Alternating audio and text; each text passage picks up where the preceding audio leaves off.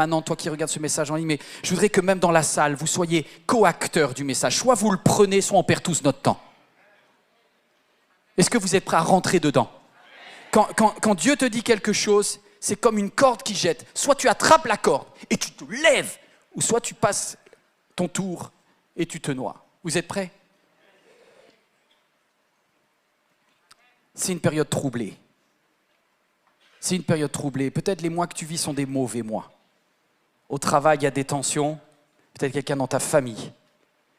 Même des personnes sur lesquelles tu t'appuyais, tu les vois plonger. J'ai vu une émission, je voyais Karine Le Marchand qui disait ceci, c'est l'époque où tous les couples se séparent. Il y a eu le Covid, tout le monde a fait semblant de rester attaché. Puis là, ça explose de partout. Il y a des personnes qui vivent des troubles dans leur santé, des troubles au travail. Et ce n'est pas facile de s'accrocher à Dieu. Alors le message que j'ai prévu pour vous aujourd'hui, c'est le suivant, ce n'est pas le moment de craquer.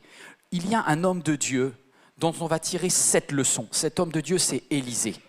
Ça se trouve dans le 2e livre des Rois, au chapitre 6. C'est un message pour toi aujourd'hui. Le prophète Élisée, il vit une époque horrible, un petit peu comme il s'est passé le 7 octobre en Israël.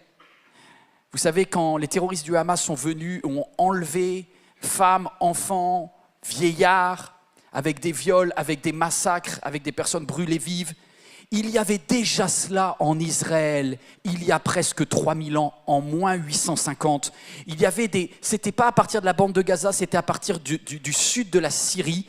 Et c'était le roi Ben-Hadad qui faisait, on pourrait dire, l'ancêtre de Bachar el-Assad. Et il venait, et il y avait déjà des pogroms. Et le prophète d'Israël, le prophète Élisée, devait remonter le moral de victimes d'atrocités.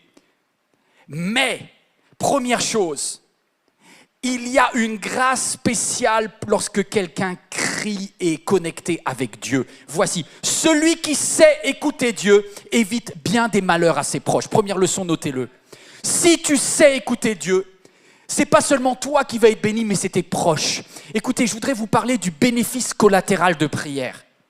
Souvent, lorsque l'on prie, Seigneur, donne-moi. Et moi, je te dis que lorsque tu pries, ceux qui sont le plus au bénéfice de ta connexion avec Dieu, c'est ta famille, c'est tes amis, c'est ton travail.